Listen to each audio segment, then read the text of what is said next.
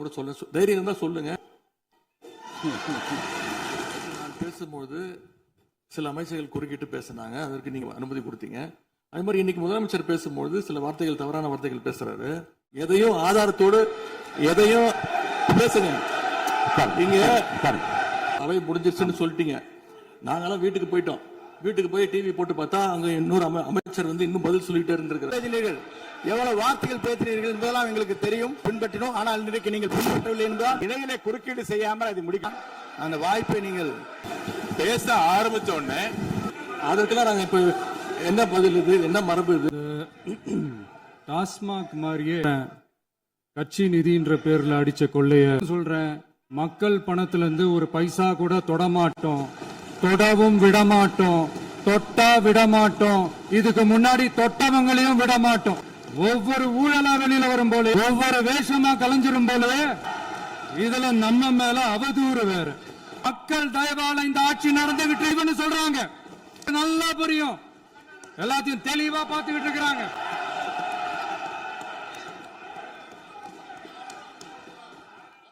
தலைவர்கள் வழிநடத்திய மாண்பும் மாபெரும் வரலாற்று சிறப்பு கொண்ட இந்த சட்டமன்ற பேரவையின் 17வது சட்டமன்ற பேரவைக்கு நம்மையும் நம்ம தமிழக வெற்றி கழகத்தை சார்ந்த சட்டமன்ற உறுப்பினர்களையும் தேர்ந்தெடுத்து அனுப்பின நிரந்தரமாக என் நெஞ்சில் குடியிருக்கும் தாயன்புமிக்க தமிழக மக்கள் அனைவருக்கும்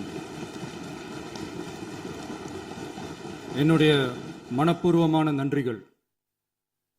17வது சட்டமன்ற கூட்டத்தொடரின் முதல் ஆளுநர் உரையின் மீதான நன்றி தெரிவிக்கும் தீர்மானத்திற்கு பதிலுரை வழங்க வாய்ப்பளித்த மாண்புமிகு பேரவைத் தலைவருக்கு நம் வணக்கத்தை தெரிவித்துக் கொள்கிறோம். மாண்புமிகு பேரவைத் தலைவர் அவர்களே, இந்த 17வது மாமன்றத்தில் அதிகப்படியான 12 கட்சிகளை சேர்ந்த பிரதிநிதிகள் தேர்ந்தெடுக்கப்பட்டிருக்கும். நாம கொள்கை ரீதியாகவும் நிலைப்பாடு ரீதியாகவும் வேறுபட்டு இருந்தாலும் மக்கள் பணி செய்வதுதான் நம்ம எல்லாருக்கும் பிரைமரியா இருக்கிற ஒரே எய்ம். அந்த வகையில தான் நம்ம எல்லாருமே நம்ம மக்களால் அங்கீகரிக்கப்பட்டு சட்டமன்றத்திற்கு வந்திருக்கிறோம்.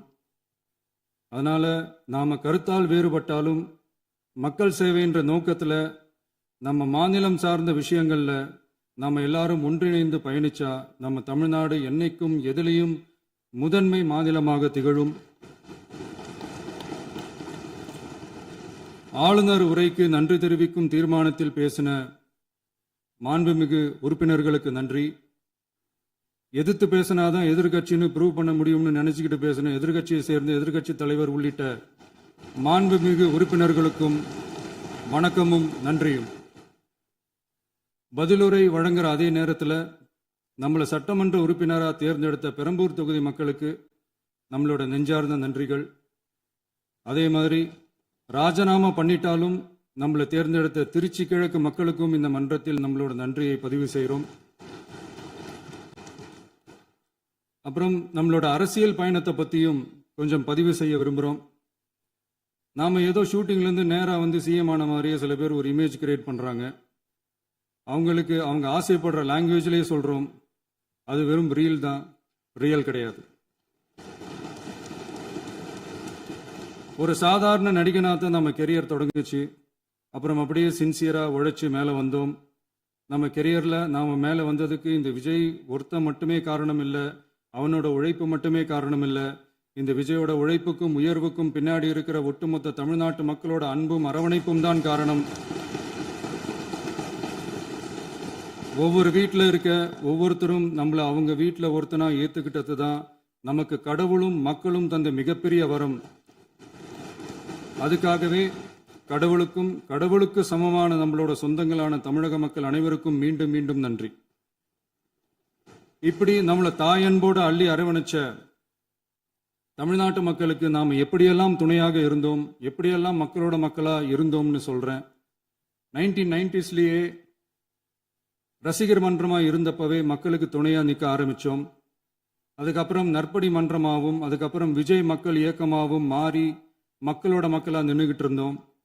2008 ஈழத் தமிழருக்கு ஆதரவாக உண்ணாவிரதம் போராட்டம் செஞ்சோம். போர் முடிவுக்கு வரணும். நம்ம தொப்புள் கொடிய உறவுகளான ஈழத் தமிழர்களுக்கு பாதுகாப்பான நிம்மதியான ஒரு வாழ்வு கிடைக்கணும்னு அன்னைக்கே கோரிக்கை வச்சோம். 2009 ஆரம்பிச்ச விஜய் மக்கள் இயக்கம் வழியா நம்மளோட மக்கள் நல பணிகளை எக்ஸ்டெண்ட் அண்ட் எக்ஸ்பேண்ட் பண்ணிக்கிட்டே வந்தோம். கல்விக்கு துணையா இருந்தோம், சோஷியல் சர்வீஸ் செஞ்சோம், வெள்ள நிவாரணத்துல துணையா இருந்தோம், கொரோனா காலத்துல மக்களுக்கு தோள் கொடுத்தோம். விலையில்லா விருந்தகம், குருதியகம், முட்டைப்பால் ரொட்டி திட்டம், விழியகம், பயிலகம், நூலகம், இப்படி பல வழியில மக்களுக்கு துணையா இருந்தோம். அப்புறம் நம்மளோட திரைப்படங்கள்ல நம்மளால முடிஞ்ச வரைக்கும் ஊழல் எதிர்ப்பை சொன்னோம், சமூக நீதியை சொன்னோம், கல்வியை பத்தி சொன்னோம், அரசியலை பத்தி சொன்னோம். அரசியலை பத்தி பேசுனதுனால நம்ம படங்கள் சந்திச்ச இது வரைக்கும் சந்திக்கிற பிரச்சனையை பத்தி எல்லாருக்குமே தெரிஞ்சதுதான். இது மட்டும் இல்லாம 2011 நாகப்பட்டினத்துல மீனவர் பிரச்சனைகளுக்கு ஆதரவா ஒரு பெரிய பொதுக்கூட்டம் நடத்தினோம். மீனவர்கள் மீதான தாக்குதலை கண்டிச்சு பேசி அதுல நம்மளோட எதிர்ப்பை பதிவு செஞ்சோம். 2017 ஜல்லிக்கட்டு போராட்டத்தில் தமிழர் பண்பாட்டு உரிமைக்கான நம்மளோட ஆதரவை தெரிவித்தோம். 2018 ஸ்டெர்லைட் போராட்டம், துப்பாக்கி சூட்ல பாதிக்கப்பட்ட நம்ம சொந்தங்களை நேர்ல சந்திச்சு ஆறுதல் சொன்னோம். 2021 உள்ளாட்சி தேர்தலில் விஜய் மக்கள் இயக்க வேட்பாளர்கள் போட்டியிட்டு ஜெயிச்சாங்க. கல்வி விருது விழா நடத்தி சிறந்த மதிப்பெண் பெற்ற மாணவ மாணவிகளுக்கு ஊக்கத்தொகையும் பரிசும் கொடுத்தோம். 2024 தமிழக வெற்றி கழகத்தை ஆரம்பிச்ச உடனேயே CAA-வை எதிர்த்து அறிக்கை விட்டோம். அரசியல் கட்சி ஆரம்பிச்சு விழுப்புரம் மாவட்டத்தில் விக்கிரவாண்டியில நம்மளோட முதல் மாநில மாநாட்டிய வெற்றி கொள்கை திருவிழாவை நடத்தினோம். தந்தை பெரியார், பெருந்தலைவர் காமராஜர், அண்ணல் அம்பேத்கர், வீரமங்கை வேலுநாச்சியார், மக்கள் சேவகர் அஞ்சலை அம்மாள்னு நம்மளோட 5 கொள்கை தலைவர்களை அறிவிச்சோம். இந்தியாவிலே 2 பெண் ஆளுமைகளை கொள்கை தலைவர்கள் அறிவிச்ச ஒரே கட்சி நம்ம டிவிக்கு மட்டும்தான் என்ற பெருமையோடு அறிவிச்சோம். பெரியார் சொன்ன மாதிரியே அவர் சொன்னதுல நமக்கு ஏற்புடையதை மட்டும் எடுத்துக்கிட்டோம். அவரோட கடவுள் மறுப்பு கொள்கையில நமக்கு உடன்பாடு இல்லைன்னு ஓப்பனா அறிவிச்சோம். நமக்கு கடவுள் நம்பிக்கை உண்டுன்னு அறிவிச்சோம். யாரோட நம்பிக்கைக்கும் நாம் எதிரானவங்க இல்லைன்னு தெளிவா அறிவிச்சோம். பெண் கல்வி, பெண்கள் முன்னேற்றம், சமூக சீர்திருத்தம், சமூக நீதி, இப்படி பெரியாரோட கருத்துக்களை நிறையவே ஏத்துக்கிட்டோம்னு அறிவிச்சோம். அண்ணல் அம்பேத்கரோட சம வாய்ப்பு, சம நீதி, சமத்துவத்தை ஃபாலோ பண்ணுவோம்னு அறிவிச்சோம். பெருந்தலைவர் காமராஜரோட மதச்சார்பின்மையை ஏத்துக்கிட்டதோட அவரோட நேர்மையான நிர்வாகத்தையே ஒரு கொள்கையா ஏத்துக்கிட்டோம்னு அறிவிச்சோம். வீரமங்கை வேலு நாச்சியாரோட மண் மீட்பையும் சமூக நல்லிணக்கத்தையும் பின்பற்றுவோம்னு அறிவிச்சோம். மக்கள் சேவகர் அஞ்சலை அம்மாளோட விடுதலை வேட்கையையும் மக்களோட வாழ்வாதாரத்துக்காக உறுதியாக நிற்கிறதையும் பின்பற்றுவோம்னு சொன்னோம். எல்லாருக்கும் எல்லாமும் கிடைக்கணும், மதமும் நம் மதம்னு சொல்லி மதச்சார்பற்ற சமூக நீதி தான் நம்ம கொள்கைன்னு அறிவிச்சோம். நம்ம கொள்கை எதிரி யாரு, அரசியல் எதிரி யாருன்னு ஓப்பனா அறிவிச்சோம். எல்லாத்துக்கும் மேல பிறப்புக்கும் எல்லா உயிருக்கும்ன்றத நம்மளோட அடிப்படை அரசியல் கோட்பாட்டா அறிவிச்சுட்டு தான் அரசியலுக்கே வந்தோம். நம்ம மதுரை மாநாட்டில் நம்மளோட தேர்தல் அரசியல் மற்றும் ஆட்சி அதிகார அரசியல் வழிகாட்டியா அறிஞர் அண்ணாவையும் புரட்சி தலைவர் எம்ஜிஆரையும் ஏத்துக்கிட்டதா அறிவிச்சோம். அப்புறம் இன்னனையும் நாம் இங்க பதிவு செஞ்சே ஆகணும். எல்லாரும் கட்சி ஆரம்பிச்சுட்டு தான் ஒவ்வொரு வீட்டுக்குள்ளேயும் போவாங்க. ஆனா நாம ஒவ்வொரு வீட்டுக்குள்ளேயும் போனதுக்கு அப்புறம் தான் கட்சியவே ஆரம்பிச்சிருக்கிறோம். ஒவ்வொரு வீட்டில் ஒவ்வொருத்தரும் நம்மள அவங்க பிள்ளையா, மகனா, அண்ணனா, தம்பியா ஏத்துக்கிட்டதும் இயல்பா நடந்துச்சு. தமிழ்நாட்டு மக்களோட மனசுக்குள்ள போறதுக்கு நாம பட்ட பாடு நமக்கு மட்டும்தான் தெரியும். இதெல்லாம் புரிஞ்சாலும் புரியாத மாதிரி இருக்கிறவங்க தான் நம்மள நடிகன் என்று சொல்லியும் நம்ம கட்சியை நடிகன் கட்சின்னு சொல்லியும் சில நக்கல், நையாண்டி இதெல்லாம் பேசுவாங்க. அதை பத்தி நமக்கு கவலை இல்லைன்னு. இப்படி நம்ம அரசியல் பயணம் ரொம்ப டிரான்ஸ்பரண்டா தான் ஆரம்பிச்சிருக்கு. இந்த 2026 தேர்தலில் கூட்டணியே இல்லாமல் தனியா நின்னோம். மக்கள் நம்மளை தெளிவா புரிஞ்சுக்கிட்டதாலையும் நம்ம டிவிகே தோழர்களோட உழைப்பாலையும் நாம 35% வாக்குகளை வாங்கினோம். 1,72,00,000 வாக்குகளோட தமிழ்நாட்டிலேயே தனி பெரும் கட்சியா வந்தோம். தமிழக மக்களாலையும் நம்மளோட ஆதரவு இயக்கங்களாலையும் இதோ இன்னைக்கு இங்க நம்ம டிவிக்கே ஆளும் கட்சியா உட்கார்ந்துருக்கிறோம். இந்த ஆளும் கட்சியா ஆனதும் அவ்வளவு சாதாரணமாலாம் நடந்துடல. 2.25 வருஷத்துல ஆட்சிக்கு வந்துட்டீங்கன்னு ரொம்ப கிண்டலா கேலியா சிலர் பேசுறாங்க. எங்களோட இந்த 2.25 வருஷ டிராவல்ல எவ்வளவு வலியும் வேதனையும் இருக்குது. நம்மளோட மக்கள் சந்திப்புக்கே அவ்வளவு இடையூறு, அவ்வளவு தடைகள், ஊர் உலகத்துல யாருக்கும் இல்லாத ஒன்னா நமக்கு மட்டுமேன்னு தனியா ஸ்பெஷலா எக்ஸ்க்ளூசிவா நிறைய நிபந்தனைகள், நெருக்கடிகள், கட்டுப்பாடுகள், நம்மளை சந்திக்க வர்ற மக்களுக்கு சரியான பாதுகாப்பு இல்லாம, நம்ம கூட்ட நிகழ்ச்சிக்கு போதுமான பாதுகாப்பு இல்லாமன்னு இன்னும் வெளியே சொல்ல முடியாத நிறைய சூழ்ச்சிகள் எல்லாத்தையும் தாண்டி தான் நாம் இந்த இடத்துக்கு வந்திருக்கிறோம். But still miles to go. நம்ம டிராவல்ல எல்லாத்துக்கும் உச்சமா நம்மளோட சொந்தங்கள், நம்மளோட உறவுகள், 41 பேர் கரூர் சம்பவத்தில் இழந்த வேதனை எல்லாம் எப்படி சொல்றதுனே தெரியல. நம்ம மனசை விட்டு என்னைக்கும் அந்த வலியும் வேதனையும் நீங்கவே நீங்காது. அதுலயும் நம்ம மேலேயே பழி போட்ட கொடுமையெல்லாம் இருக்கும் பாருங்க, அதெல்லாம் வேற லெவலுங்க. என்னத்துக்கு அப்படியெல்லாம் செஞ்சாங்கன்னு தெரியல. அரசியல்னா இப்படியெல்லாம் கொடூரமா இருக்கணுமா என்ன? சரி விடுங்க. இந்த விஜய் இவனோட மக்களுக்காக எதையும் தாங்க தயாரா ஆகிட்டான். இவ்வளவு பெயின்ஃபுல்லான நம்ம பொலிட்டிக்கல் டிராவல்ல நம்மளோட மிகப்பெரிய ஆறுதலும் பலமும் என்ன தெரியுமா? என் நெஞ்சில் குடியிருக்கும் என்னோட தமிழ்நாட்டு மக்களும், என் உயிருக்கு உயிரான என்னோட தோழர்களும் தான். அவங்களோட பலத்தால தான். அன்னைக்கு 1967 முன்னாள் முதல்வர் மாண்புமிகு அறிஞர் அண்ணா அவர்கள் தலைமையில் அமைஞ்ச சாமானியர்களோட ஆட்சி மாதிரி, 1977 முன்னாள் முதல்வர் மாண்புமிகு புரட்சி தலைவர் எம்ஜிஆர் அவர்கள் தலைமையில் அமைஞ்ச மிக சாமானியர்களோட ஆட்சி மாதிரி, இதோ இன்னைக்கு அதே வரிசையில 2026 சட்டமன்ற தேர்தலில் இந்த விஜயோட தோழர்கள் இடம்பெற்ற ஒரு மிக மிக சாமானியர்களின் ஆட்சி அமைஞ்சிருக்கு. வாகை சூடும் வரலாறு திரும்பி இருக்கிறது. இப்படி ஒரு தீர்ப்பை மக்கள் அளிச்சதுனால தான் தமிழக வரலாற்றில் ஒரு மகத்தான கூட்டணி ஆட்சியை நாம் அமைச்சிருக்கிறோம். இளைஞர்களால என்ன செய்ய முடியும், பெண்களால என்ன செய்ய முடியும்னு கேட்டவங்களுக்கான பதில் தான் இன்னைக்கு அமைஞ்சிருக்கிற நம்ம ஆட்சி. ஒரே ஒரு குடும்பம் மட்டும் முக்கியம்னு சொல்றது நம்மளோட ஆட்சி அதிகார அரசியல் இல்ல. தமிழ்நாட்டில் இருக்கிற ஒவ்வொரு குடும்பமும் முக்கியம்னு சொல்றது தான் நம்ம அரசியல். நம்மளோட ஆட்சி அதிகாரம் அதான் நம்மளோட மனசாட்சி உள்ள மக்களாட்சி. இந்த 2026 தேர்தலில் யாராலும் உடைக்கவே முடியாதுன்னு சொன்ன மதத்தை உடைச்சோம், சாதியை உடைச்சோம், முக்கியமா காசு கொடுத்து ஓட்டு வாங்குற ஒரு நச்சு கலாச்சாரத்தையே சுக்கு நூறா தூள் தூளா உடைச்சிருந்தோம். நாம கிளீன் கவர்னன்ஸ் அண்ட் குட் கவர்னன்ஸ்ல உறுதியா இருக்கிறோம். இப்ப மட்டும் இல்ல, எப்பவுமே இப்படிதான் இருப்போம். இதுல 100% இது உண்மைன்றதுனால தான் பாரம்பரியமான தினத்தந்தி பத்திரிகை ஊழலின் ஊற்றுக்கண் அடைக்கப்படுகிறதுன்னு 16/6/2026 அன்னைக்கு ஒரு தலையங்கமே எழுதியிருக்கு. ஒரு தவறு செய்தால், அது தெரிந்து செய்தால் அவன் தேவன் என்றாலும் விடமாட்டேன் என்று எம்ஜிஆர் அன்று பாடினார்.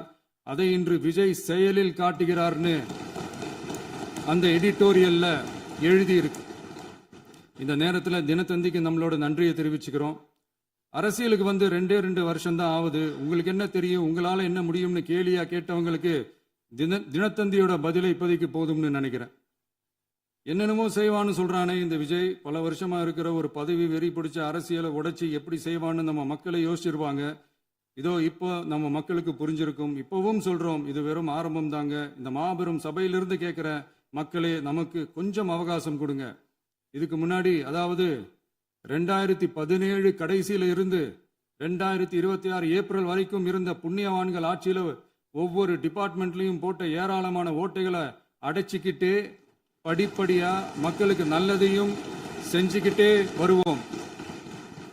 அதனாலதான் நமக்கு எதிரா யாரோ சேரவே மாட்டாங்கன்னு நினைச்சவங்க எல்லாம் ஒன்னா சேர்றாங்க.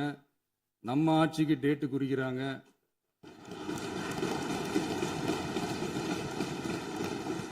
சரி, அவங்கள நம்ம மக்களே பார்த்துப்பாங்க, அதை விடுங்க. நாம ஆட்சிக்கு வந்து சரியா 40 நாள் ஆகுது. அதுக்குள்ள என்ன செஞ்சீங்கன்னு கேட்கிறாங்க. ஒரு லிஸ்ட் ஒன்று சொல்றேன் கேளுங்க. பெண்கள் பாதுகாப்புக்காக சிங்கப்பெண் சிறப்பு படை, 200 யூனிட் வரை கட்டணமில்லா மின்சாரம், போதைப் பொருள் ஒழிப்புக்காக தனிப்படை, குறுவை நெல் சாகுபடியை ஊக்குவிப்பதற்காக 134.83 கோடி சிறப்பு தொகுப்பு திட்டம், வழிபாட்டு தலம், ஸ்கூல், பஸ் ஸ்டாண்டுன்னு அதுக்கு பக்கத்தில் இருக்கிற 717 மதுபான கடைகள் மூடப்பட்டன. அங்க வேலையில் இருந்தவர்களுக்கு வேறு கடைகளில் வேலை. கவனிக்கப்படாமல் விடப்பட்ட அம்மா உணவகங்கள் புதுப்பிக்கப்பட்டன. பத்திரப்பதிவு துறையில் பகல் கொள்ளைக்கு ஃபுல் ஸ்டாப் வைக்கப்பட்டுள்ளது. வருகையில்லா ஆவணப்பதிவு முறை கொண்டுவர உத்தேசிக்கப்பட்டு செயல்பாட்டில் உள்ளது. அரசு மற்றும் தனியார் மருத்துவமனையில் ஸ்கேன் மையங்களில் கருவுறுவதற்கு முன் மற்றும் பின் ஏற்படும் தவறுகளை கண்காணிக்கவும், மருத்துவ நிறுவனம் முறைப்படுத்தும் சட்ட விதிகள் பின்பற்றப்படுகிறதா என கண்காணிக்கவும், மருத்துவ மற்றும் ஊரக பணிகள் இயக்கத்தின் பயன்பாட்டிற்காக 40 புதிய வாகனங்கள் வழங்கப்பட்டுள்ளது. கூட்டுறவு வங்கியின் ஏழை எளிய மக்கள் வாங்கிய கடனுக்கு முதல் முத்தாய்ப்பாக ரூபாய் 2045 கோடி தள்ளுபடி வழங்கி ஆணையிடப்பட்டுள்ளது. ஒன்றிய அரசிடம் கேட்டுக்கொண்டதற்கிணங்க கடந்த 2 வருடமாக நிறுத்தி வைக்கப்பட்ட இருந்த ஜல் ஜீவன் மிஷன் திட்டம் புதுப்பிக்கப்பட்டு ஜல் ஜீவன் மிஷன் திட்டம் 2.0 நடைமுறைக்கு கொண்டு வரப்பட்டுள்ளது.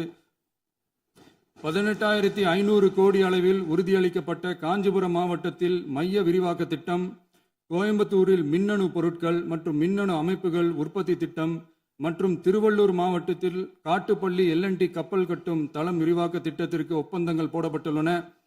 அனைத்து நிர்வாக நடவடிக்கைகளும் மின்னணு முறையில் மாற்றம் கொண்டு வர நடவடிக்கை எடுக்கப்பட்டு வருகிறது. சட்டவிரோத கல்குவாரி மற்றும் அனுமதியின்றி கனிமங்களை எடுத்துச் செல்வது தடுக்கப்பட்டுள்ளது. பல்வேறு குவாரிகள் சீல் வைக்கப்பட்டுள்ளன. கனிமங்களை கண்காணிப்பது, எல்லைகளை நிர்ணயிப்பது மற்றும் ஆளில்லா விமானம் மூலம் அளவீடு செய்வது போன்றவற்றை செயல்படுத்துவதற்கான பணிகள் மேற்கொள்ளப்பட்டு வருகின்றன. அனைத்து துறைகளிலும் அலுவலர் தலையீடு இல்லாமல் லஞ்ச லாவண்யமற்ற தமிழகத்தை உருவாக்க அனைத்து நடவடிக்கைகளும் முடுக்கிவிடப்பட்டுள்ளது. இதெல்லாம் சாம்பிள் தான், இன்னும் இருக்கு. இந்த வெறும் 40 நாளுக்குள்ளேயே இவ்வளவு செஞ்சிருக்கோம்னா இனி வர்ற நாட்கள்ல கொஞ்சம் கொஞ்சமா படிப்படியா ஸ்டெடியா உழைச்சி லஞ்சலாவணம் இல்லாத, ஊழல் இல்லாத, பெண்களுக்கு பாதுகாப்பான, சுதந்திரமான, டிரான்ஸ்பரண்டான தமிழ்நாட்டை நம்ம சொந்தங்களான தமிழக மக்களுக்கு தர்றது தான் நம்மளோட ஒன் அண்ட் ஒன்லி டார்கெட். கண்டிப்பா அதை நிறைவேற்றியே காட்டுவோம். 8 கோடி மக்கள் நம்மளோட இருக்கிறப்போ ஏங்க இதை செய்ய முடியாது? மாண்புமிகு பேரவைத் தலைவர் அவர்களே, தமிழ்நாட்டின் கருவூலம் எப்படி திசை மாறி உருமாறி தேய்ந்து ஓய்ந்து கிடைக்கிறதுன்னு சொன்னாங்க. திசை மாறி உருமாறி தேய்ந்து ஓய்ந்துன்னு வசனம் மாதிரி ரைமிங்கா இல்லாம வளமான இலக்கியமா இதே சபையில பேசினவங்களோட திறமையான ஆட்சியில நடந்த நிதி மேலாண்மையை பத்தி வெள்ளை அறிக்கையா வெளியிட்டோம். வெள்ளை அறிக்கை வந்ததிலிருந்தே கண்ணை கட்டுதுங்க. அந்த காலத்துல தான் பிள்ளையோ பிள்ளை, தொல்லையோ தொல்லைன்னு சொன்னாங்க. அதே மாதிரி தாங்க அவங்க ஆட்சியாலையும் அவங்களாலையும் இன்னைக்கு தமிழ்நாட்டுக்கே தொல்லையோ தொல்லை. இப்படி ஒரு நிலைமையை உண்டாக்கி வச்சுட்டு இவங்க சொல்றாங்க நமக்கு ஆட்சி செய்ய தெரியாதுன்னு. நம்ம அமைச்சர்களுக்கும் நம்ம சட்டமன்ற உறுப்பினர்களுக்கும் ஒன்றும் தெரியாதுன்னு. ஆமாங்க, எங்களுக்கு தெரியாதுதான். எங்க சட்டமன்ற உறுப்பினர்களுக்கும் அமைச்சர்களுக்கும் மக்கள் பணி செய்ய தெரிஞ்ச அளவுக்கு மக்கள் பணத்தை சுருட்ட தெரியாதுதான்.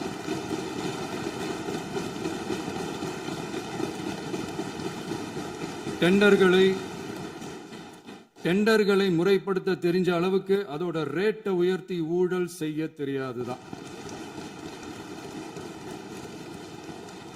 பதவி உயர்வு வழங்கவும் பணி இடமாற்றம் கலந்தாய்வு நடத்தவும் தெரியுமே தவிர பதவி உயர்வுக்கும் பணியிட மாற்றத்திற்கும் பணம் பறிக்க தெரியாதுதான். புதிய பணியிடங்கள் உருவாக்க தெரியுமே தவிர அந்த பணியிடங்களை பணத்துக்கு விற்க தெரியாதுதான். கோயில்கள்ல நடக்கிற நிர்வாக சீர்கேட்ட தடுக்க நீங்க பேசுங்க, நீங்க கண்டிப்பா பண்ணுங்க. கோயில்கள்ல நடக்கிற நிர்வாக சீர்கேட்ட தடுக்க தெரியுமே தவிர கோயில் பணத்தை கொள்ளையடிக்க தெரியாதுதான். தங்கத்தை உருக்கி தாரை வார்க்க தெரியாதுதான். கனிம வளத்தை பாதுகாக்க தெரிஞ்ச அளவுக்கு கனிமத்தை வித்து கொள்ளையடிக்க தெரியாதுதான். அரசு வருமானத்தை அரசு கஜானாவுக்கு மாத்த தெரிஞ்ச அளவுக்கு அந்த பணத்தை தனிப்பட்ட கஜானாவுக்கு மடை மாத்த தெரியாதுதான். போதை கலாச்சாரத்தை தடுக்க தெரிஞ்சவங்களுக்கு போதை கலாச்சாரத்தை வளர்க்க தெரியாதுதான். நம்ம குடும்பத்தில் இருக்கிற பாட்டி, அம்மா, அக்கா, தங்கச்சி, குழந்தைங்களை, பெண்களை மதிக்க தெரிஞ்சவங்களுக்கு ஓசி பஸ், 1000 ரூபாய் கேஸு இப்படியெல்லாம் பேச தெரியாதுதான். எங்க உறுப்பினர்களுக்கும் அமைச்சர்களுக்கும் மக்கள் சேவை தெரிந்த அளவிற்கு சுயநல தேவையை செஞ்சிக்க தெரியாதுதான். அதனாலதான் சொல்றோம், எங்களை பார்த்து எதுவும் தெரியாதுன்னு சொல்றவங்களுக்கு சொல்றோம், இதெல்லாம் எங்களுக்கு தெரியாதுதான். உங்களை மாதிரி முறைகேடுகளை செய்யறத நாங்க தெரிஞ்சுக்கவும் போறதில்ல, தெரிஞ்சுக்கவும் ஆசைப்படல. அத கடைசி வரைக்கும் எங்களுக்கு தெரியாமலே இருந்துட்டு போகட்டும். அதனால நாங்களும் எங்க மக்களும் வெரி வெரி ஹாப்பி தான். மாண்புமிகு பேரவைத் தலைவர் அவர்களே, எதிர்ப்பவர்கள் எதிர்க்கட்சி என்பதற்காக எங்கள் ஆட்சி மீது 1000 பழி போடலாம். ஆனாலும் தமிழக மக்களுக்கு உண்மையை உணர்த்த வேண்டியது நம்மளோட கடமை. மின்வெட்டை பொறுத்தவரை தமிழ்நாடு மின்மிகை மாநிலமாக இருந்தாலும் கடந்த காலங்களில் ஏற்பட்ட நிர்வாக குளறுபடிகளும் மின்சார சாதனங்கள் மற்றும் மின் மாற்றிகளில் ஏற்படும் பழுதாலும் வேண்டுமென்றே சிலரின் நடவடிக்கைகளாலும் இந்த மின்வெட்டிற்கு காரணமாக உள்ளது. மின் விநியோக மீட்பு நடவடிக்கைகளை ஒருங்கிணைப்பதற்காக எதிர்பாராமல் இரவு நேரங்களில் ஏற்படும் மின் தடங்களை விரைந்து சரி செய்வதில் 10 உயர்மட்ட கண்காணிப்பு குழுக்கள் மற்றும் 125 சிறப்பு மின் தடை நீக்க ரோந்து வாகனங்கள் வழங்கப்பட்டு 24 மணி நேரமும் கண்காணிக்கப்படுகிறது. கூடுதலாக தற்போது 77 புதிய மின் தடை நீக்க மையங்களும் உருவாக்கப்பட்டுள்ளன. விரைவில் இந்த மின்வெட்டு நிலைமை அறவே நீக்கப்படும். மாண்புமிகு பேரவைத் தலைவர் அவர்களே, நம்ம விவசாயிகள் எல்லாரும் நம்மளை நல்லா புரிஞ்சுக்கிட்டு தமிழக வெற்றி கழகத்தை ஏத்துக்கிட்டாலும் எதிர்கட்சிகளோட தூண்டுதலால சில இடங்கள்ல சில போராட்டங்கள் நடக்குது. எதிர்கட்சிகள் என்னதான் சித்து வேலை செஞ்சாலும் விவசாய பெருமக்கள் எல்லாரும் நம்ம ஆட்சி அவங்களுக்கான ஆட்சி தான் நல்லா புரிஞ்சுதான் வச்சிருக்கிறாங்க. இந்த வருஷம் எல்னினோ விளைவா எப்பவும் இருக்கிறத விட இந்த டைம் மழை குறையுங்கிறதையும் நம்ம விவசாயிகள் உணர்ந்துதான் இருப்பாங்க. இருந்தாலும் நம்ம அரசு நம்ம விவசாயிகளோட வாழ்வாதாரத்துக்காக பக்கபலமாகவும் உறுதியாகவும் துணை நிற்கும்ங்கிறத தெரிவிச்சுக்கிறோம். நம்ம தமிழகத்தில் ஏற்கனவே நடந்த அதி அற்புதமான சூப்பரான நிர்வாக திறன் கொண்ட 50 வருஷ அரசியல் அனுபவம் கொண்ட 2.0, 3.0, 4.0 பல 0.0 மாடல் ஆட்சி நடத்த கனவு கண்டவங்களோட அட்டகாசமான ஆட்சிக்காரங்க பல்வேறு விதமான நிதி நெருக்கடியை நம்ம மக்களுக்கும் நமக்கும் பரிசா கொடுத்துட்டு போய் இருந்தாலும் கூட்டுறவு வங்கிகளின் மூலம் 75,000 வரை பயிர்கடன் பெற்று குறு சிறு இதர பெரு விவசாயிகளுக்கு 100% முழுமையான பயிர்கடன் தள்ளுபடியும் 75,000க்கு மேல் கடன் பெற்றவர்களுக்கு குறைந்தபட்சமாக 35,000 பண பயன் கிடைக்கும் அளவிற்கு மொத்தம் 14,43,504 விவசாயிகளுக்கு ரூபாய் 5,932.23 கோடி பயிர்கடன் தள்ளுபடி வழங்கப்பட்டுள்ளது. மாண்புமிகு பேரவைத் தலைவர் அவர்களே, நாம ஒன்றியத்தில் கூட்டுறவு கூட்டாட்சி, மாநிலத்தில் சுயாட்சி என்ற கொள்கையை கொண்டவங்க தான் ஏற்கனவே அறிவிச்சிருக்கிறோம். தற்போதைய ஒன்றிய அரசு சார்ந்த கட்சியுடன் அரசியலில் கொள்கை அளவில் நேர் எதிராக நிற்கிறவங்க தான் நாம. அதே சமயத்தில் எதுக்கெடுத்தாலும் கண்ணை மூடிக்கிட்டு ஒன்றிய அரசோட மோதல் போக்கை விரும்புறவங்க நாம இல்ல. நமக்கு எப்பவுமே தமிழகத்தின் வளர்ச்சி மட்டும்தான் முக்கியம். அதுக்காக நம்மளோட அரசியல் ரீதியான கொள்கைகளையோ மாநில உரிமைகளையோ கொஞ்சம் கூட விட்டு கொடுக்கவே மாட்டோம். அதுல ரொம்ப தெளிவாகவும் உறுதியாகவும் இருக்கிறோம். இனியும் இப்படித்தான் இருப்போம். அதுல ஒருபோதும் மாற்றமே இருக்காது. அதனால இதுல யாரு திசை திருப்ப வேலையில் ஈடுபட்டாலும் அவங்க எல்லாரும் மக்கள் மத்தியில் தோற்பது உறுதி. எனவே நம்ம மக்களுக்கோ சிறுபான்மை சகோதரர்களுக்கோ நம்ம ஆதரவு இயக்கங்களுக்கோ எந்தவித சந்தேகமும் வேண்டாம். நாம் யாரோட டீமும் இல்ல. நாம எப்பவுமே பியூரான பீப்புள்ஸ் டீம். இன்னும் சொல்ல போனா நாம secular team, social justice team. மாண்புமிகு பேரவைத் தலைவர் அவர்களே, அரசு விழாக்கள், கல்வி நிறுவனங்கள் மற்றும் பல அதிகாரப்பூர்வ நிகழ்ச்சிகளோட தொடக்கத்தில் நம்ம தமிழ்தாய் வாழ்த்த பாடுறது தான் வழக்கமா இருக்கு. தமிழ்தாய் வாழ்த்த பொறுத்த வரைக்கும் நம் அரசு இதுல நம்மளோட உறுதியான நிலைப்பாட்டை ஒன்றிய அரசுக்கு மிக தெளிவா தெரிவிச்சிருக்கு. அது இல்லாம இதில் மாநில அரசின் கொள்கைக்கு ஏற்ப ஒன்றிய அரசின் அறிவிக்கையில் திருத்தம் மேற்கொள்ள கோரிக்கையும் விடுக்கப்பட்டுள்ளது. நீட் தேர்வை பொறுத்தவரை கிராமப்புற மற்றும் பொருளாதார ரீதியாக பின்தங்கிய மாணவர்களுக்கு சமமான வாய்ப்பை வழங்குவதில்லை. மருத்துவ கல்வியில் சமூக நீதி மற்றும் சம வாய்ப்பை நீட் பாதிக்கிறது என்பதை உணர்கிறோம். எனவே மருத்துவ படிப்புகளுக்கான சேர்க்கையை 12ஆம் வகுப்பு மதிப்பெண்களின் அடிப்படையில் நடத்த வேண்டும் என்று நமது அரசு வலியுறுத்தி வருகிறது. மத்திய அரசிடம் நீட்டிலிருந்து தமிழ்நாட்டிற்கு விலக்கு வழங்க வேண்டும் என்று கோரிக்கை விடுத்துள்ளது. மாண்புமிகு பேரவைத் தலைவர் அவர்களே, பேரறிஞர் அண்ணா அவர்கள் தலைமையிலான அரசு 1968இல் இருமொழி கொள்கையை நடைமுறைப்படுத்தியது. தமிழ் ஆட்சி மொழி, தமிழ் மொழியை பாதுகாப்பது, மாணவர்களுக்கு ஆங்கிலத்தின் மூலம் உலக அளவிலான வாய்ப்புகளை வழங்குவது, எந்த ஒரு மொழியையும் கட்டாயமாக திணிப்பதை தவிர்ப்பது மற்றும் எதிர்ப்பது, நிலத்தின் மொழி மற்றும் பண்பாட்டு அடையாளத்தை பேணுவது என்பதை நம் தமிழக வெற்றிக் கழக ஆட்சி ஏற்றுக்கொண்டுள்ளது. எனவே தமிழ்நாட்டில் தமிழ் ஆட்சி மொழி மற்றும் இருமொழி கொள்கை என்பதில் நமக்கு மாற்று கருத்தே இல்லை.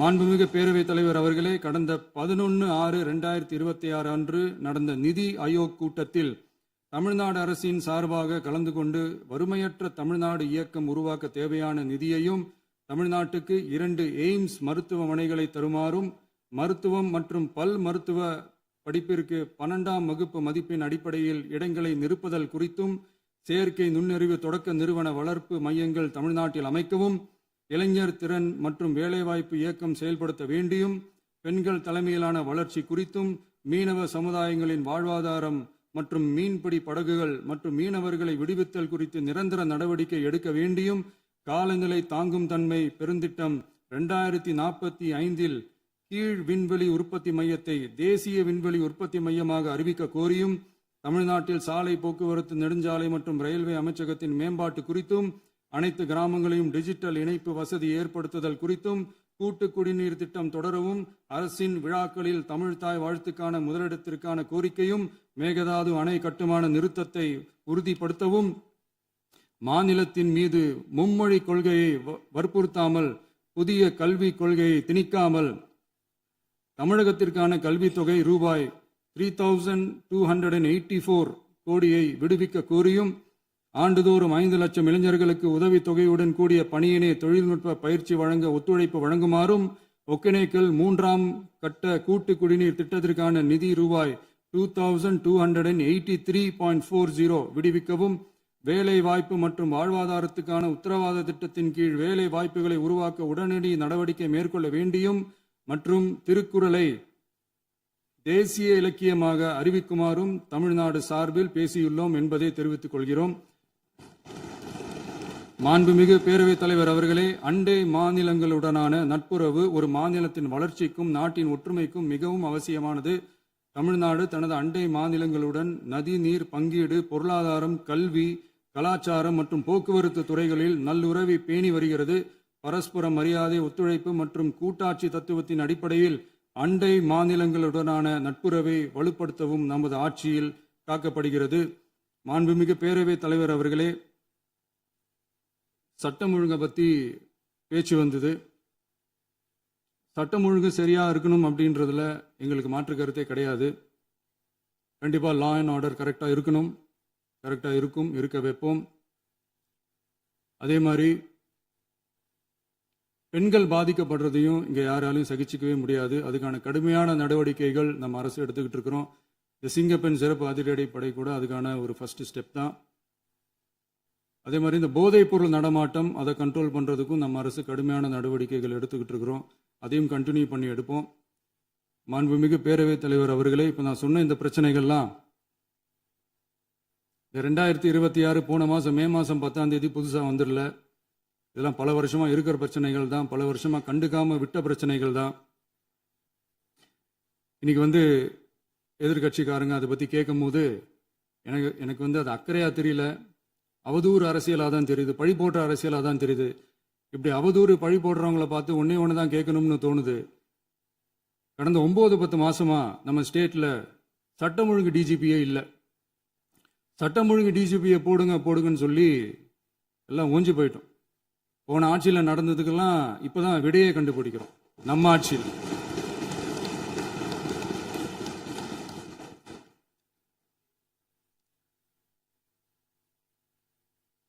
இந்த போதைப் பொருள் நடமாட்டம்லாம் தாறுமாற அப்படியே பரவி கொட்டி கிடக்குது.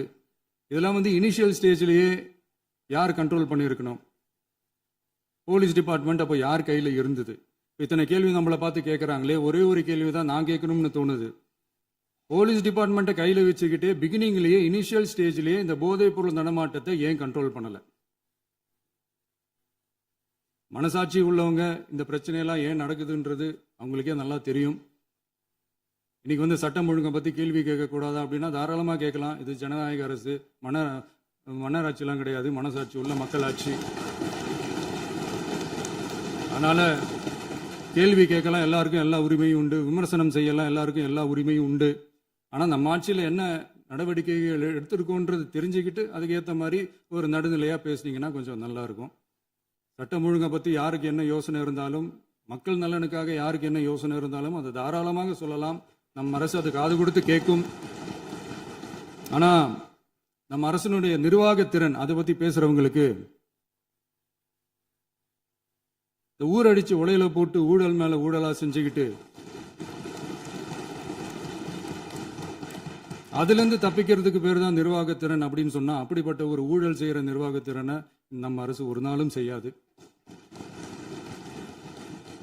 பொட்டி பெட்டியா பணத்தை வச்சுக்கிட்டு, பெட்டியை வச்சு எல்லாம் செஞ்சுக்கிட்டு, போதைப் பொருள் பாதுகாவல் கழக மாடல் அரசாங்கம் செஞ்ச ஒவ்வொரு ஊழலா வெளியில வந்துகிட்டு இருக்கு. டாஸ்மாக்ல அது என்னப்பா அது பேரு, பார்ட்டி ஃபண்ட், கட்சி நிதி அப்படின்ற பேர்ல அடிச்ச கொள்ளையெல்லாம் ஒண்ணா இப்போ கவர்மெண்டோட கஜானாவுக்குள்ள கொண்டு சேர்த்துக்கிட்டே இருக்கிறோம். உட்காருங்க.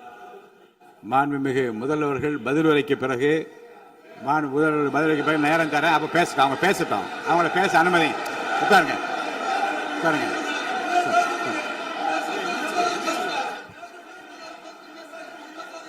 மாண்புமிகு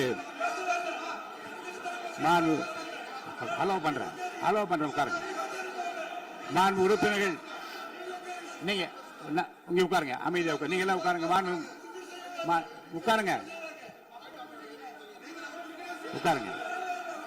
மாண்புமிகு நீங்க எல்லாரும் உட்காருங்க. அமைதியா உட்காருங்க. இருங்க, உட்காருங்க. அப்புறம் நீங்க என்ன உட்காருங்க, நான் கொடுப்பேன். உட்காருங்க, நான் பாயிண்ட் ஆஃப் வர கொடுங்க, நான் கொடுக்குறேன்.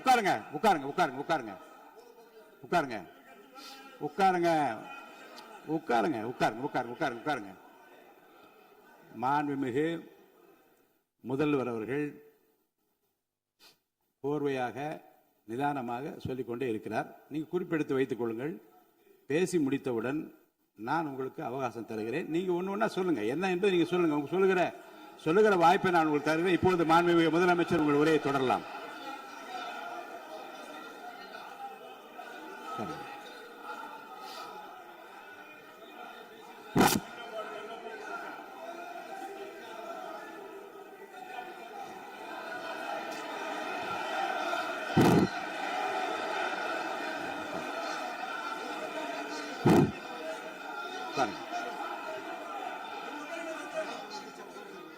நான் எழுந்த பிறகு உட்கார்றதான் முறை. உட்காருங்க, எல்லாரும் உட்காருங்க. தேசிய உட்கார். நான் அலோவ் பண்றேன். உட்காருங்க, அமைதியா உட்காருங்க. நான் அலோவ் பண்றேன். அமைதியா உட்காருங்க. அங்க இருந்து குரல் கொடுக்காதீங்க. உட்காருங்க.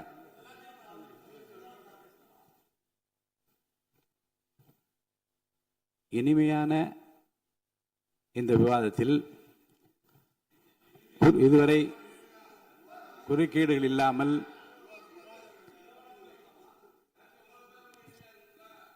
கொஞ்சம் அமைதியா இருங்க. மாண்புமிகு முதல்வர் அவர்கள் பேசி முடித்தவுடன் பாயிண்ட் ஆஃப் ஆர்டர் கேட்டிருக்கேன், நான் அனுமதிக்கிறேன். எதிர்கட்சி தலைவருக்கு மட்டும் நான் அனுமதி தருகிறேன். அவர் எழுந்து பேசலாம். மாண்பு முதலமைச்சர் நீங்க கண்டினியூ பண்ணி முடிக்கலாம். நீ எல்லாரும் எழுந்துச்சீங்கன்னா சரி வராது. உட்காருங்க, நான் சொல்லியிருக்கேன். உட்காருங்க.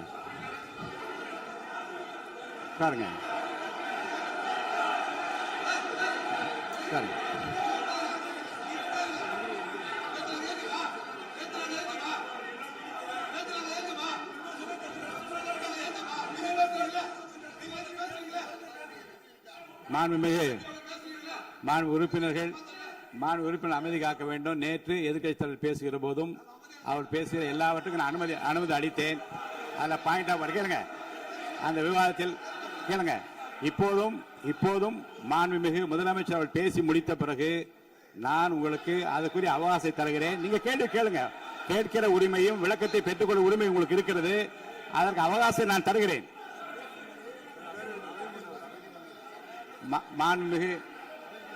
மாண்புமிகு உறுப்பினர் அமருங்க. நான் என் தீர்ப்பை சொல்லுகிறேன். மாண்புமிகு முதலமைச்சர் அவர்கள் பேசி முடித்தவுடன் எதிர்க்கட்சி தலைவருக்கு அந்த வாய்ப்பை நான் தருகிறேன். நிச்சயமா அந்த கேள்வி கேட்கலாம். உட்காருங்க எல்லாரும். பேரவை முன்னவர் பேசுங்க. மாண்பு பேரவைத் தலைவர் அவர்களே, இன்று இவர்கள் முயற்சி செய்வது அவர் ஆளுங்கட்சியாக இருக்கின்ற போது இருங்க, நான் சொல்லிடுறேன் ப்ளீஸ். ஒரே நிமிஷம் நான் சொல்லிடுறேன் ப்ளீஸ். ஆளும் கட்சியாக இருக்கின்ற போது நீங்கள் சொன்ன ஒரே வார்த்தை, நாங்கள் பேசி முடித்ததற்கு பிறகு குறிப்பிடுத்துவிட்டு நீங்கள் எந்த கேள்வி வேண்டுமானாலும் கேட்கலாம் என்று ஒரு முறையை நீங்கள் பின்பற்றினீர்கள். அதே முறையை இப்போது பின்பற்ற வேண்டும் என்று கேட்டுக்கொள்கிறேன். பள்ளிக்கல்வித்துறை அமைச்சர், பள்ளிக்கல்வித்துறை அமைச்சர். மாண்புமிகு பேரவைத் தலைவர் அவர்களே, நேற்றைய தினம் கூட எதிர்க்கட்சி தலைவர் சொன்னதை முழுமையாக கேட்டு இறுதியில் ஒரு வாய்ப்பு தந்தீங்க. அதுவும் இல்லாம இந்த நேரத்தில் நேரலையில் நீங்களும் பாக்குறீங்க. அங்கிருந்து ஒருமையில் விழித்து இந்த பக்கம் இருக்க உறுப்பினர்களை பார்த்து அப்படின்னு ஒருமையில் விழிப்பதை உங்கள் மூலமாக கண்டிக்கிறேன். அந்த வார்த்தையை அவை குறிப்பிலிருந்து நீக்கணும். கண்ணியம் காத்து முதல்வர் முழுமையாக பேசுவதை காத்து கண்ணியம் காத்து இந்த சபைக்கு ஒரு மரபு இருக்கிறது. அதை மூத்த உறுப்பினர்கள் பின்பற்றபடி உங்கள் மூலமாக கேட்டுக்கொள்கிறேன். மாண்புமிகு முதலமைச்சர் அவர்கள் உரையை தொடரலாம். நான் தரேன். நான் உறுதியாக மாண்புமிகு முதலமைச்சர் அவர்கள் பேசி முடித்தவுடன் எதிர்க்கட்சி தலைவருக்கு அந்த வாய்ப்பு தரப்படும் என்பதை உறுதியாக சொல்லிவிட்டேன். இடையில குறுக்கீடு செய்யாமல் அந்த பேச்சு முழுமையாக பேசி முடிக்க நீங்கள் அனுமதி வழங்க வேண்டும் என்று கேட்டுக்கொள்கிறேன். அமைதியா உட்காருங்க. அவங்க பேசி முடிக்கட்டும், நீங்க கேளுங்க. நான் என்ன சொல்றேன், கேட்கிற உரிமையும் விளக்கத்தை கேட்டு பெற உரிமையும் உங்களுக்கு இருக்கிறது. ஆனா இடையில குறுக்கீடு செய்யாமல் அதை முடிக்கும்படி நான் கேட்டுக்கொள்கிறேன். மாண்புமிகு முதலமைச்சர் அவர்கள் தொடர்ந்து நீங்க பேசலாம்.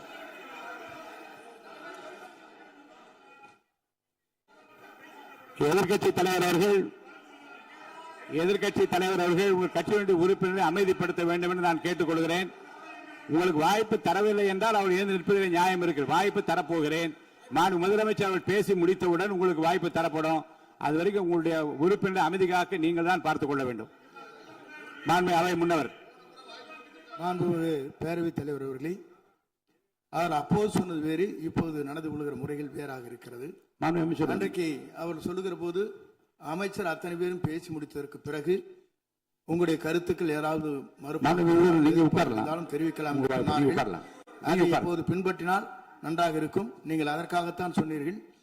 முதலமைச்சர் பேசியதற்கு பிறகு எதிர்க்கட்சி தலைவர் அவர்கள் பேசுவதற்கு வாய்ப்பளிக்கிறோம் என்று சொல்லியிருக்கிறார்கள். ஆகவேதான் அந்த வாய்ப்பை நீங்கள் இல்ல அது பதில் சொல்லணும்னு கேட்டிருக்காங்க. பதில் சொல்லணும் சொல்லியிருக்காங்க. பதில் சொல்லினா தங்க பிரச்சனை இல்ல. அப்படி இல்ல. ஆகவே இல்ல நேற்றைய தினம் நீங்கள் அப்படி பேசிக் கொண்டது ஆறாவது இல்ல. நேற்றைய தினம் நீங்கள் பேசுகிற போது ஆறாவது குறுக்கிட்டார்களா? நீங்கள் பேசுகிற போது யாருமே குறுக்கிடவில்லை. நீங்க எவ்வளவு பேசினீர்கள், எவ்வளவு வார்த்தைகள் பேசினீர்கள் என்பதெல்லாம் எங்களுக்கு தெரியும். யாருமே அதில் குறுக்கிடவில்லை. இது முதலமைச்சர், எங்கள் முதலமைச்சர் எதிர்க்கட்சி தலைவர் பேசுகிற போது யாரும் குறுக்கிட வேண்டாம் என்று சொன்னார்கள். அதை நாங்கள் பின்பற்றினோம். ஆனால் இன்றைக்கு நீங்கள் பின்பற்றவில்லை என்பதால் வேதனையாக இருக்கிறார். முன்னவர் நேற்று எதிர்க்கட்சி தலைவர் பேசுகிற போது அடுக்கடுக்காக குற்றச்சாட்டுல வைத்தார். இப்போ அதற்குரிய மாண்புமிகு பொதுப்பணித்துறை அமைச்சர் கூட காலையில் அலுவலகத்தை சந்தித்து அவர்கள் சாட்டிய குற்றச்சாட்டுகளுக்கெல்லாம் ஆதாரங்களை எல்லாம் நான் கொண்டு வந்திருக்கிறேன் என்று சொன்னேன். நான் நேற்று அந்த விஷயம் நேற்றோடு முடிந்து விட்டது. ஆதாரங்களை கொடுங்கள். தக்க நேரத்தில் இதை பற்றி சொல்ல வேண்டிய நேர்ந்தால் நான் இதெல்லாம் ஆய்வு செய்து உரிய நேரத்தில் அவை குறிப்பிட்டு ஏற்றுவதற்கு முன்பாக அவரிடம் காட்டி அதற்கு பிறகு அதை பற்றி முடிவெடுக்கும் என்று நான் சொன்னேன். இப்போதும் சொல்லுகிறேன், மாண்பு முதலமைச்சர் அவர்கள் பேசிக் கொண்டிருக்கிறார். பேசி முடிக்கட்டும். எதிர்க்கட்சி தலைவருக்கு உறுதியாக நான் வாய்ப்பு தருவேன். அவர் கேள்விகளை முன்வைக்கலாம், விளக்கங்களை பெறலாம். இப்போதைக்கு பேரவைத் தலைவர் என்ற முறையில் என்னுடைய முடிவு இதுதான்.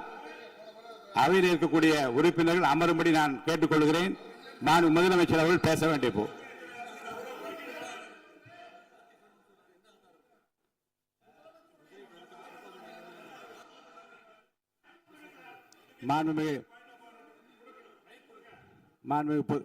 இருங்க.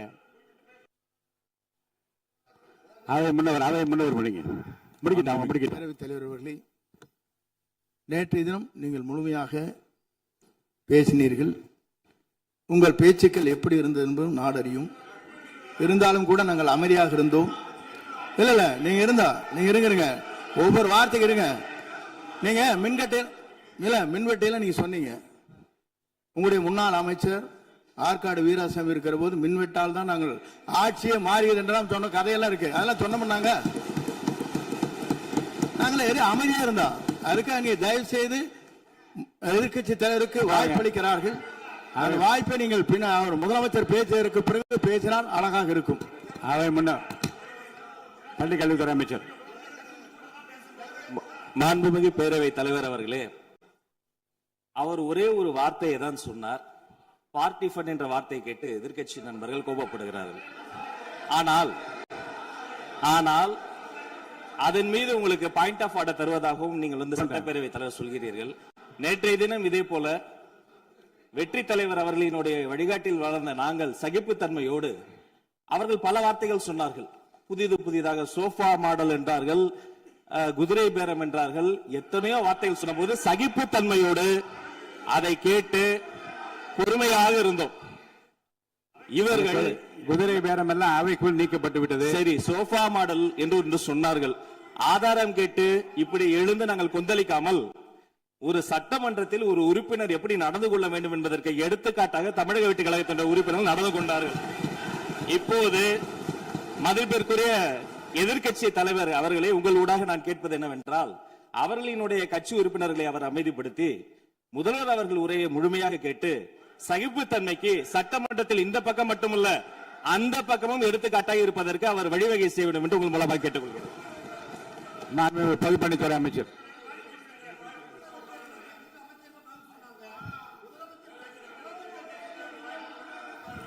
மாண்புமிகு பேரவைத் தலைவர் அவர்களே, திராவிட முன்னேற்ற கழகம் முதல் நாளில் இந்த சபையுடைய மரபையும் பாரம்பரியத்தை பற்றியும் நமக்கு வகுப்பெடுத்தார்கள். அந்த மரபுப்படி எங்களுடைய தலைவருடைய வழியில் இந்த சட்டசபையுடைய நிகழ்வுகளில் நாங்கள் கலந்து கொண்டிருக்கிறோம். நேற்று எதிர்க்கட்சி தலைவர் பேசும்பொழுது எவ்வளவோ வார்த்தைகள் உண்மைக்கு புறம்பாக சட்டத்திற்கு எதிராக ஒரே நிமிஷம் பேசுறேன். சட்டத்திற்காக பேசும் பொழுது நாங்கள் அமைதியாக இருந்தோம். ஒரு 2-3 முறை தான் அவரு பேசும்போது மினிஸ்டர்கள் இருந்துச்சு நின்னாங்க. ஆனா இன்னைக்கு மாண்புமிகு முதலமைச்சருடைய முதல் உரை, கடந்த 4 நாட்களாக திராவிட முன்னேற்ற கழகம் முதலமைச்சர் ஏன் பேசலன்னு சொல்லிட்டே இருந்தாங்க. இன்னைக்கு பேச ஆரம்பிச்ச உடனே அவர் சொன்ன வார்த்தை பார்ட்டி ஃபண்ட் சொன்னார். எந்த பார்ட்டின்னு சொல்ல. ஆனா அந்த வார்த்தைகள் சொல்லி முடிஞ்ச உடனே எதற்காக முதலமைச்சருடைய பேச்ச இவங்க குறுக்கிறாங்கன்னு தெரியல. நீங்கள் சொன்னதுபடி முதலமைச்சர் பேச வேண்டும். பேசிய பின்பு கருத்துகளுக்கு பதிலளிக்க அவர்கள் பதிலளிக்க நாங்களும் பதிலளிக்க தயாராக இருக்கிறது பதிவு பண்றோம். மாண்பு முதலமைச்சர் அவர்கள்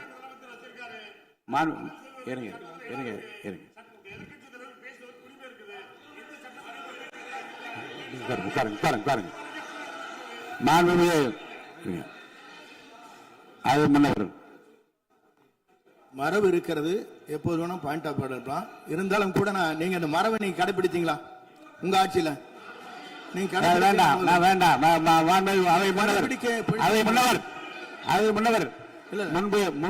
முன்பு எப்படி நடந்தால் என்பதை பற்றியோ முன்பு நடந்த நிகழ்வுகள் பற்றியோ நீங்கள் சொல்லி மீண்டும் இந்த அவையினுடைய மாண்பை குறைக்க வேண்டாம் என்று நான் கேட்டுக்கொள்ள வேண்டாம். இப்போது உள்ள பிரச்சனை, மாண்பு முதலமைச்சர் அவர்கள் தன்னுடைய பேச்சை உறுதி செய்து முடிக்க வேண்டும்.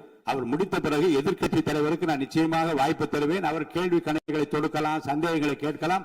விளக்கம் தருவதற்கு மாண்பு முதலமைச்சர் அவர்கள் தயாராக இருக்கின்றார். அமைதியாக என்னை அமரும்படி நான் கேட்டுக்கொள்கிறேன். இப்போ நான் அனுமதிக்க முடியாது. மாண்பு முதலமைச்சர் உரையை தொடரலாம்.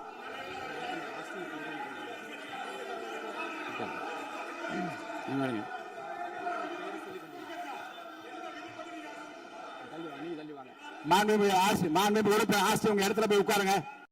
மாண்பு உறுப்பினர் ஆஸ்டின், நீங்க ஒரு மூத்த உறுப்பினர், சபை விதிகளை நன்கு தெரிந்த ஒரு உறுப்பினர், நீங்க போய் இடத்துல உட்காருங்க. முதல்ல மாண்பு முதலமைச்சர் அவர்கள் உரையை தொடரலாம்.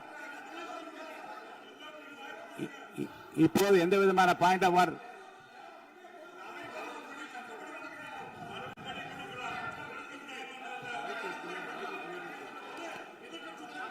நான் வாய்ப்பு இல்லை என்று சொன்னால் நீ எழுந்து நிற்பதிலே நியாயம் இருக்கிறது.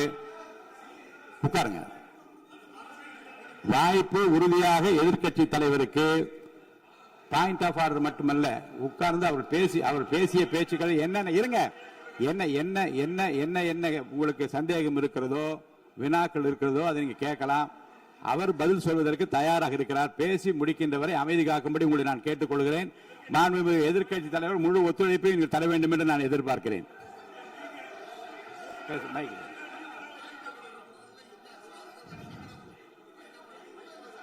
மைக் கொடுங்க.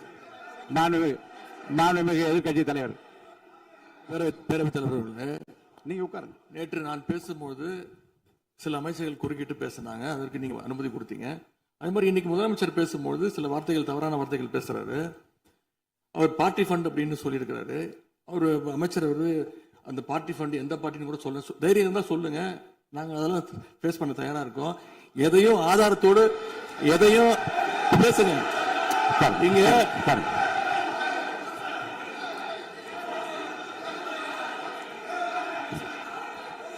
அது மாதிரி பேரவைத் தலைவர் அவர்களே, நேற்று நான் பேசி முடிஞ்சோடனே நீங்க அவை முடிஞ்சிருச்சுன்னு சொல்லிட்டீங்க. நாங்கெல்லாம் வீட்டுக்கு போயிட்டோம். வீட்டுக்கு போய் டிவி போட்டு பார்த்தா அங்க இன்னொரு அமைச்சர் இன்னும் பதில் சொல்லிட்டே இருந்திருக்கிறாரு. அதற்கெல்லாம் நாங்க இப்ப என்ன பதில் இது, என்ன மரபு இது? நீங்க போய் பேசிக்கிட்டே இருப்பீங்களா? நாங்க அதை பார்த்துக்கிட்டே இருக்கணுமா? அதே மாதிரி இன்னைக்கு முதலமைச்சர் அவர்கள் பேசும்போது நாங்களும் அமைதியா கேட்டுட்டு தான் இருந்தோம். ஆனா சில கருத்துக்கள் அவர் பேசும்போது அதை நாங்க அனுமதிக்க முடியாது. ஆதாரத்தோடு ஏதாவது பேசணும்னா, குற்றச்சாட்டுகள் சொல்லும் போது ஆதாரத்தோடு சொன்னீங்கன்னா அதை நாங்க ப்ரூவ் பண்றதுக்கு தயாராக இருக்கு. மாண்புமிகு உறுப்பினர் அவர்கள் இருங்க. நேற்று மாண்புமிகு எதிர்க்கட்சி தலைவர்கள் பேசியதும், மாண்புமிகு பொதுப்பணித் தலைவர்கள் பேசியதும் ஆதாரம் இல்லாமல் பேசக்கூடாது என்று நான் சொன்னேன். ஆய்வு செய்து நீக்கப்பட வேண்டியது நீக்கும் என்று சொன்னேன். இப்போது மாண்புமிகு முதல்வர் அவர்கள் பேசி முடிக்கட்டும். நீங்கள் கூறிய கருத்துப்படி அதில் ஆதாரங்கள் இல்லாத குறிப்பாக இருந்தால் அதை நீக்குவதற்குரிய உரிமை எனக்கு இருக்கிறது. ஆய்வு செய்து நான் நடவடிக்கை எடுப்பேன். இப்போது மாண்புமிகு முதலமைச்சர் அவர்கள் பேசலாம். இந்த டாஸ்மாக் மாதிரியே பல டிபார்ட்மெண்ட்லயும், மறுபடியும் சொல்றேன், கட்சி நிதின்ற பேர்ல அடிச்ச கொள்ளைய ஒன்னா கவர்மெண்டோட கஜானாக்குள்ளேயே கொண்டு சேர்த்துக்கிட்டே இருக்கிறாங்க. இப்பவும் சொல்றேன், மக்கள் பணத்திலிருந்து ஒரு பைசா கூட தொடமாட்டோம், தொடவும் விடமாட்டோம், தொட்டா விடமாட்டோம். இதுக்கு முன்னாடி தொட்டவங்களையும் விடமாட்டோம்.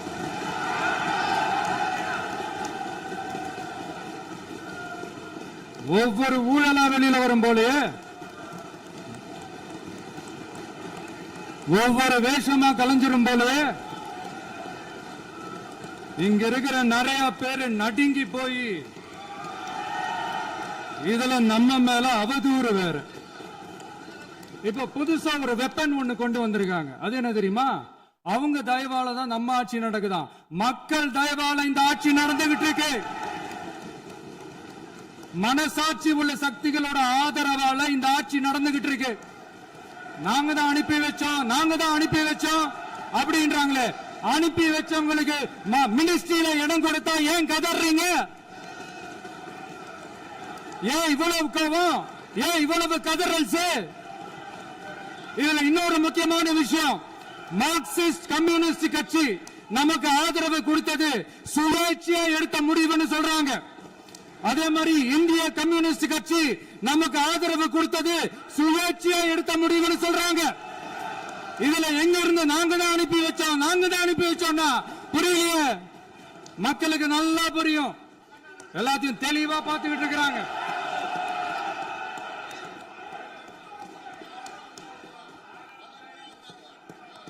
முதலமைச்சர் கண்டினியூ பண்ணலாம். மாண்பு முதலமைச்சர்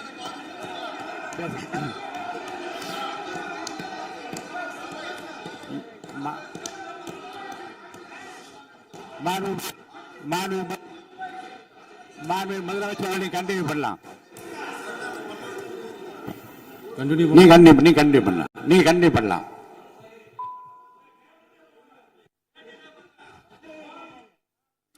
இந்த சமூக நீதி அரசுன்னு சொல்றவங்கள பார்த்து கேட்கிறேன், நம்ம பட்டியலின சகோதரர்களுக்கு எத்தனை அமைச்சர் பதவி கொடுத்தீங்கன்னு கொஞ்சம் சொல்ல முடியுமா? ஆனா நம்மளுடைய அரசுல 8 அமைச்சர் பதவிகள் யாருக்கு? நம்ம பட்டியலின சகோதரர்களுக்கு. எல்லாம் நம்ம அண்ணன், நம்ம தம்பி, நம்ம தங்கச்சிங்க. அண்ணல் அம்பேத்கர் அவர்களுடைய கிட்டத்தட்ட 100 ஆண்டு கால கனவு இப்ப நிறைவேறி இருக்கு. நான் ஏன் கொஞ்சம் சவுண்டா பேசுறேன் அப்படின்னா அவங்களுக்கு கேட்கணுன்றதுக்காக தப்பா எடுத்துக்காது. அதே மாதிரி பெண்களோட பாதுகாவலர் நாங்க தான் அப்படின்னு சொல்லிக்கிறவங்களை கேட்கிறேன், எத்தனை பெண்களுக்கு அமைச்சர் பதவியில இடம் கொடுத்தீங்க கொஞ்சம் சொல்ல முடியுமா? எங்க அரசுல 4 சகோதரிகளுக்கு அமைச்சர் பதவி கொடுத்திருக்கிறோம்.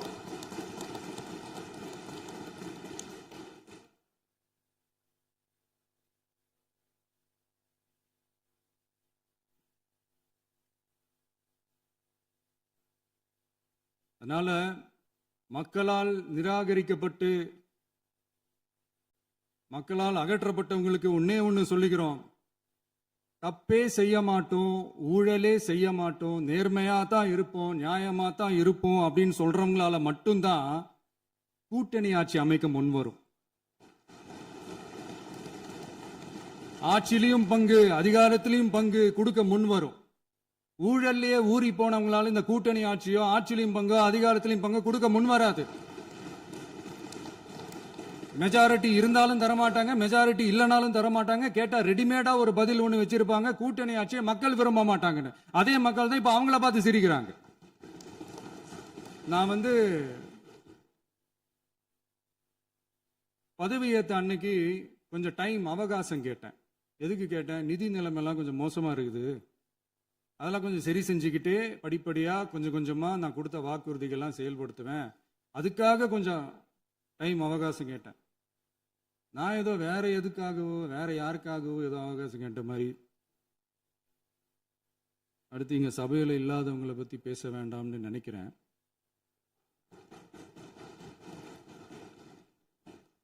இங்க நம்மளை பத்தி அவதூறு பரப்புறதோட மட்டும் இல்லாம இப்ப நம்ம மக்கள் மேலேயும் அவதூறு பரப்ப ஆரம்பிச்சிட்டாங்க. மக்கள் நமக்கு ஓட்டு போட்டது தப்பான், குடும்பமா நமக்கு ஆதரிச்சது தப்பான்.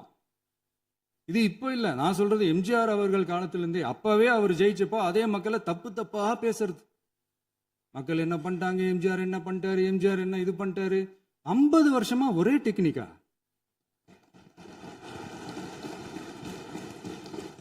டெக்னாலஜி எல்லாம் மாறி வேற எங்கேயோ போயிட்டு இருக்கு பஸ். இதுல கொஞ்சம் டெக்னிக்காச்சும் கொஞ்சம் மாத்தினா கொஞ்சம் நல்லா இருக்கும். அதனால மக்களுக்கு யூஸ்ஃபுல்லா இருக்கிற மாதிரி இந்த ஆக்கப்பூர்வமான கருத்துக்களோ ஆக்கப்பூர்வமான யோசனைகளோ இருந்தா சொல்லுங்க, அதை நாங்க டெஃபரெண்டா எடுத்துக்கிறோம். ஆனா அதை விட்டுட்டு இந்த நக்கல் நையாண்டி சம்பந்தம் இல்லாத பேச்சு இதெல்லாம் பேசிட்டு அப்புறம் முதல்வர் பதில் சொல்லல, முதல்வருக்கு பதில் சொல்ல தெரியல அப்படின்னா அப்புறம் என்ன சோஃபா மாடல் ஆட்சியா? அது என்னன்னு புரியறதுக்கு எனக்கு ரொம்ப நாள் ஆச்சு. இந்த sofa set, table chair, teapoy, furniture பிசினஸ்லாம் வேற எங்க வெளியில போய் பண்ண சொல்லுங்க. அப்படி அந்த பிசினஸ் தான் பண்ணணும்னா நிறைய பிசினஸ் பண்ற மாதிரி வெளியில போய் பண்ண சொல்லுங்க, இங்க சட்டசபைக்குள்ள வேணாம். அதனால ஆக்கப்பூர்வமான கருத்துக்கள் இருந்தா சொல்லுங்க, டெஃபினட்டா அது சரியா இருந்தா நாங்க ஏத்துக்கிறோம். எனக்கு ஒரு குட்டி கதை ஒன்று ஞாபகம் வருது, சொல்லாமா? ஒரு ஊர்ல ஒரு பெரியவர் வெயில் ரொம்ப ஜாஸ்தியா இருக்குன்னு சொல்லிட்டு கண்ணுக்கு மேல கை வச்சுக்கிட்டு இப்படி சுத்தி முத்தி தேடிக்கிட்டு இருந்தாராம். அப்ப கூட இருந்த ஒரு சின்ன பையன் என்ன தேடுறீங்க அப்படின்னு கேட்டானா. அதுக்கு அந்த பெரியவர் சொன்னாரா, அது ஒண்ணு இல்ல தம்பி, உங்க அப்பா இங்கதான் இருப்பாருன்னு சொன்னாங்க, அதான் தேடிக்கிட்டு இருக்கேன். எங்க உங்க அப்பாவையா காணோம்?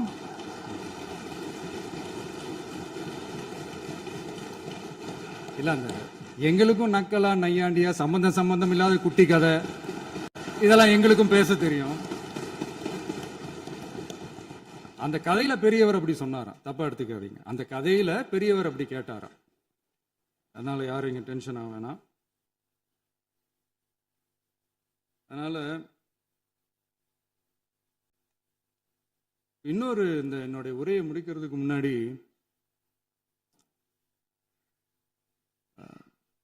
போயிட்டாங்க, பேசலாமா? நிறைய உங்க கருத்துக்களை நீங்க முழுமையாக மன நிறைவோடு பேசலாம். டிவியில பார்ப்போம்.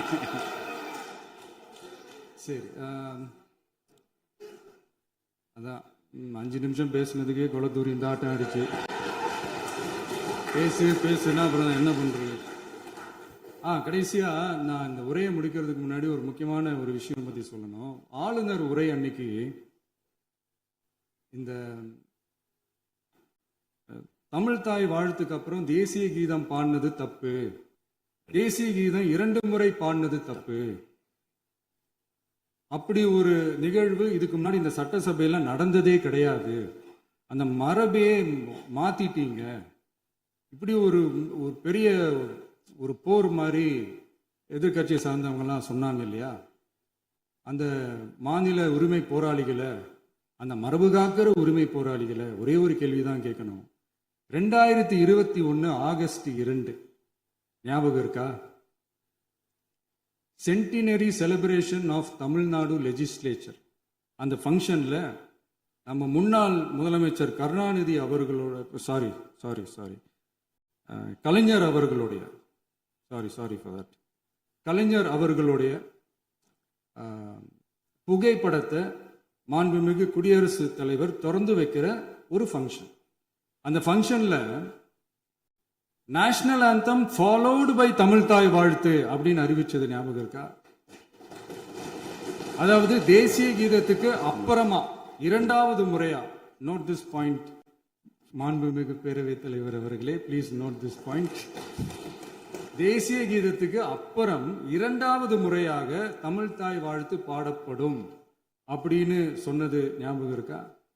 அதுவும் முத்தமிழ் அறிஞர் அப்படின்னு சொல்ற நம்ம கலைஞர் அவர்களுடைய அந்த புகைப்படம் வெளியிட்டு விழாவில் அவர் இருந்த இதே சபையில தமிழ 2வது இடத்துக்கு தள்ளினது யாருன்னு ஞாபகம் இருக்கா? அது மட்டும் இல்ல, அந்த தேசிய கீதத்தை நாட்டுப்பண் நேஷனல் ஆந்தம்னு சொல்லி அதே ஃபங்க்ஷன்ல கடைசியா ஃபங்க்ஷன் முடியும் போது செகண்ட் டைம் தேசிய கீதம் பாடினதும் ஞாபகம் இருக்கா? இதே அவையில் தான், அது அவை குறிப்பிலும் இருக்கிறது, இதே அவையில் தான் நடைபெற்றது. இந்த தக்க நேரத்தில் இந்த ஆதாரங்களை அளித்த மாண்பு முதல் அவர்களுக்கு நன்றியை தெரிவித்துக் கொள்கிறேன். டவுட் இருந்தா இந்த புக்கை பார்த்து தெரிஞ்சுக்கலாம். அதனால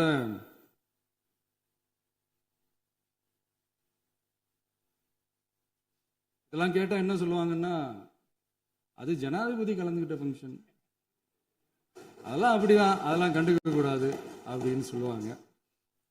இதே மாதிரிதான் பேசுறது ஒண்ணு, செய்யறது ஒண்ணு, பேசுறது ஒண்ணு. இதெல்லாம் மக்கள் பார்த்துக்கிட்டு இருக்காங்க. எலெக்ஷனுக்கு முன்னாடி தான் அப்படி செஞ்சுக்கிட்டு இருந்தாங்க, இப்போ எலெக்ஷனுக்கு அப்புறம் அதே தான் செய்யறாங்க. இந்த விஜயையும் சாமானியர்களின் உண்மையான சமூக நீதி அரசையும் அவமானப்படுத்துறதுக்கு தான் அவங்களோட அந்த பொலிட்டிக்கல் சீனியாரிட்டி அது பயன்படுத்துது போல. சரி, செய்யட்டும், நல்லா செய்யட்டும். இப்போ ஆனாலும் நம்மளுடைய மாநில உரிமை, மொழி உரிமை, உத்தமபுத்திரர் போல வேஷம் போடுற எதிர்கட்சிக்கு ஒன்றை மட்டும் ஆணித்தரமாக சொல்றோம். உங்களை மாதிரி தமிழ்னு சொல்லிக்கிட்டு, மொழி, பண்பாடு, கலாச்சாரம்னு சொல்லிக்கிட்டு ரெட்டை வேஷம் போடுறவங்க நாங்க கிடையாது. உலகெங்கும் வாழும் என் தமிழ் சொந்தங்களுக்கு நம்முடைய உத்தரவாதம் தமிழ் தான் எங்க உயிர் நாடி அப்படின்றத மறக்க மாட்டோம். இப்பவும் சொல்றோம், மாநில உரிமையில எப்பவும் உறுதியா இருப்போம். அதே சமயத்துல அரசியல் வேற, ஒன்றிய மாநில அரசுகளுக்கு இடையே இருக்கிற நிர்வாக அணுகுமுறை வேற. இதுல நாங்க ரொம்ப தெளிவா இருக்கிறோம். அதனால எங்களுக்கு பாடம் எடுக்கிறதா நினைச்சுக்கிட்டு உங்க வேஷத்தை நீங்களே கொஞ்சம் கொஞ்சமா கலைச்சிக்கிட்டே வர்றீங்க, மறந்துடாதீங்க.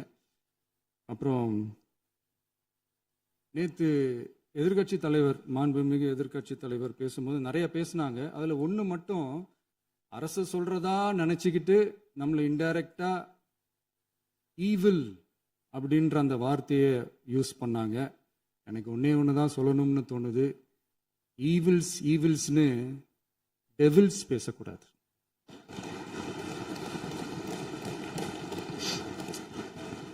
அவங்க இருந்திருந்தா ஒரு ஆக்ஷன் பண்ணணும்னு எனக்கு தோணுச்சு. எல்லாரும் போயிட்டாங்க. இல்ல, With your permission பண்ணலாமா? இப்பவும் பண்ணலாம், ஒன்றும் தப்பு இல்லை.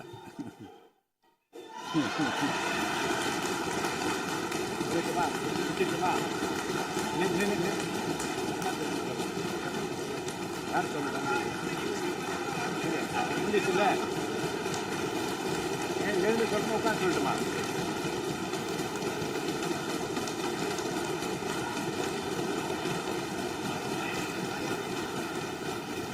விவாதம்